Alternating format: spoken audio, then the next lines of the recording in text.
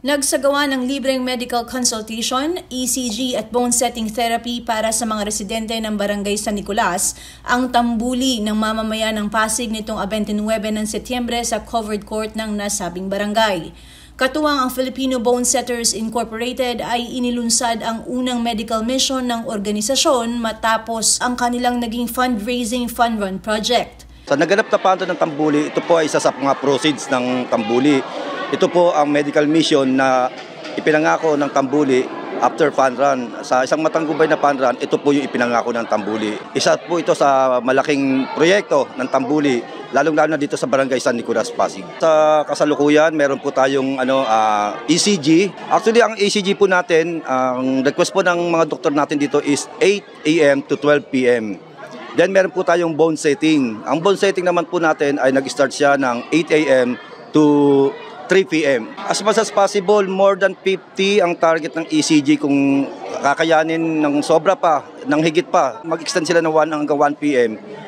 Yun ang gusto ng mga doktor. At ganun din po sa bone setting po natin. Actually, yung bone setting natin, 8 to 12 din. Nag-adjust na po ng hanggang 3 p.m. para sa dami po na nagpa-register ngayong umaga.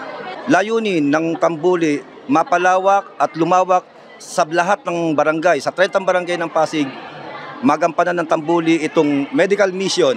Lalong-lalo ito, napaka-importanting ECG at bone setting.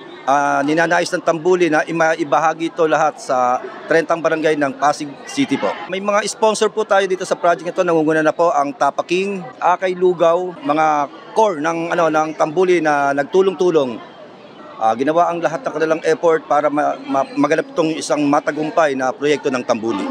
Ito po ay sunod-sunod na pong gagawin sa kada barangay.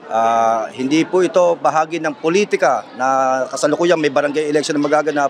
Ito po ay talagang proyekto ng tambuli ng mamamayan ng Pasig para sa 30 barangay ng Pasig City. Para po sa mga Pasigueño po mula District 1 at District 2, narito na po ang tambuli. Ang tambuli po ng mamamayan ng Pasig ay magbabahagi po ng mga medical mission at kung ano-ano pang proyekto na maitutulong sa bawat pamilya ng 30 barangay ng Pasig. Kayo po ay umasa na ito po ay walang politika, kundi bahagi po ng tunay at makatotohanan ng serbisyong pagtulong ang ginagawa ng tambuli sa pangunguna ni Chairman Emeritus Roger Sagisag, President Noel Medina, Vice President Boy Damian, Secretary Boyet Miguel, dating kapitan po ng Santo Tomas, Executive at ang ating tresurero si Justin Echeverria at ang buong core at executive ng tambuli ng mamamayan ng Pasig. Ito po ang ginagawa namin ngayon para sa nakakatulong po sa mga gaginhawa, sa mga misalignment, kung may mga parte ng katawan, masakit sa inyong katawan.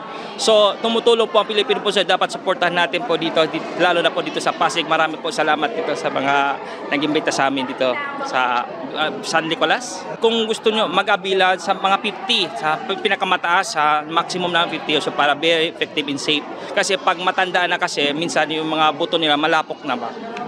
So hanggang 20 tayo pa 50. Lalo na po ngayon nangyayari sa atin dahil mayroon tayo pangit yung posture natin. Sometimes lagi tayo sa gadget lang gumagamit. So ang mga misalignment, so ma-align po natin yon. So mababawasan po yung pananakit, yung mga sakit ng ating katawan.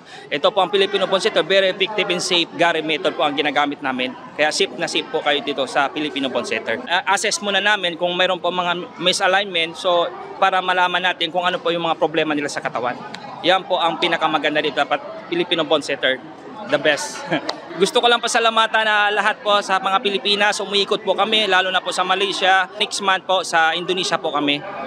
Sa Filipino Bone Setter po, Gary method, very safe and effective po ang aming method ginagamit. Karamihan sa mga taong sumailalim sa libreng bone setting therapy ay gumaan umano ang pakiramdam at nagpasalamat ng mga ito at hiling na magkaroon ng kasunod pang medical mission ang tambuli. Ayos naman at saka maganda resulta at saka masarap ang pakiramdam. Sana laging tuloy-tuloy na para maraming matulungan mga walang pang pera para makapagpa-check up. Maraming salamat po sa tambuli, samahan ng tambuli. Sana marami pa kayong matulungan. God bless po. Ako si Luan Peñano para sa latest ng iNews Pasig.